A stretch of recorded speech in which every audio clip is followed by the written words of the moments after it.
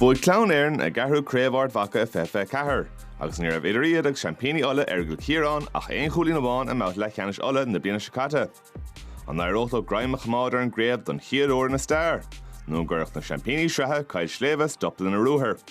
Le leach an chanté Stephen McDonald ar an stúr agus le tacaíocht nach beag ó leach an dún Marty Clark an éireachtal Cill Shléibhe craobhart Mhacha bhuachant don chiaadóir le beag nach ceithre scór bliana nós.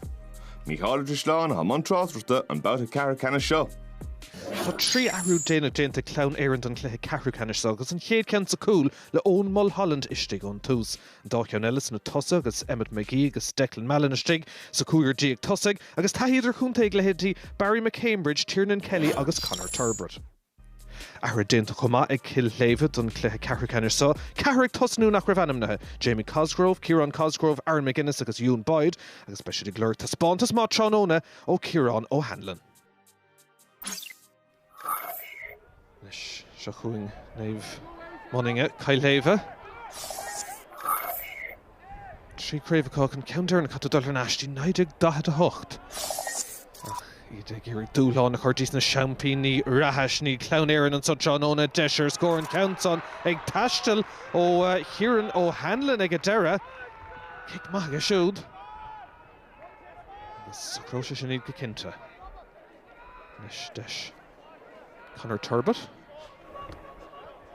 Tá hí go leor aige siúd le club agus le counté fósta dul beilg bhfuil deis an tar cool ag a deire tá sé sásta an count sin a chuir díreach ó scór an Mhacha trasna agus contúirt in san bhar sin go héanúir nuair bhíonn Shléibhe aige.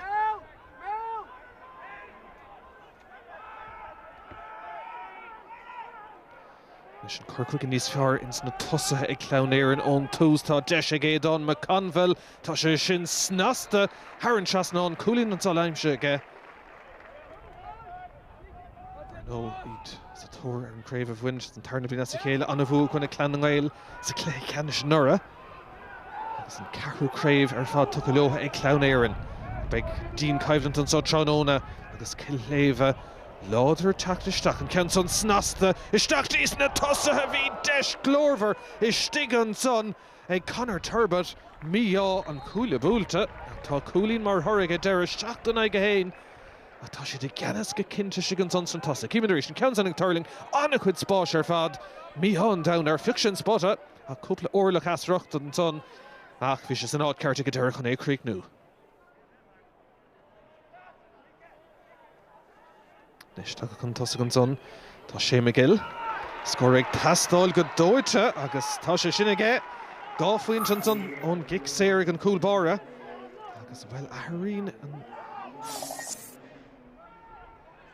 Anna haige siúd ó héobh cuasaí Peile ag imirt le club agus cúntaí thar na blianta. Leis Virgil Boylan. Spás ó sa chóirmach, an treoir ná dul isteach an clíán ar clé. Boylan fósa dul, tríle sé cúlín dá chuid agus biú é sin. Scór maith héanaar an son aige.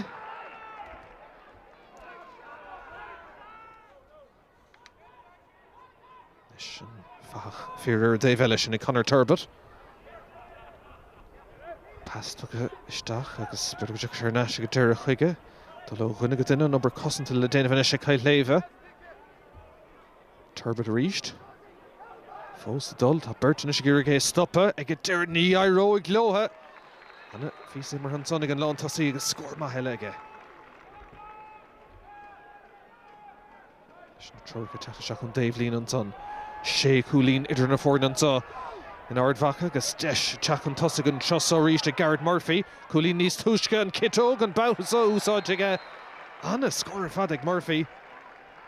Bhearna leid a ríist i cúlín.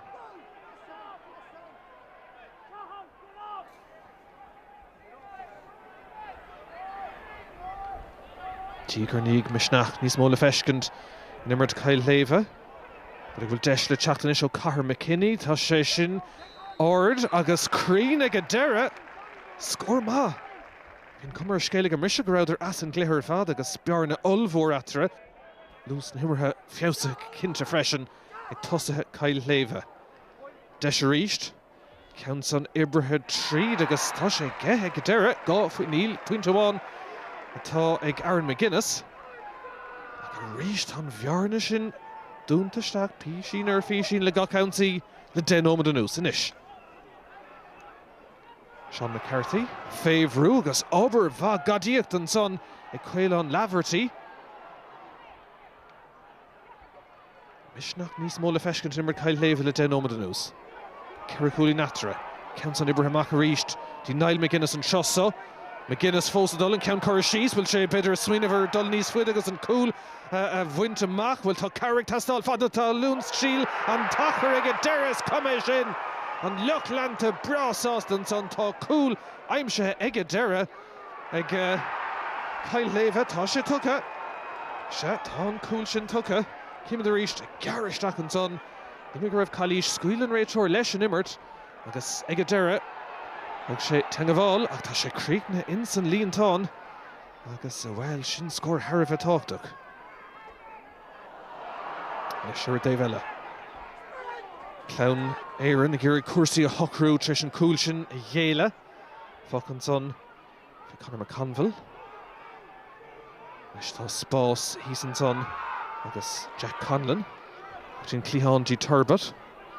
Fósa dul bhfuil is féidir brathir socríonn sé cuasaí. Hastig sé sin.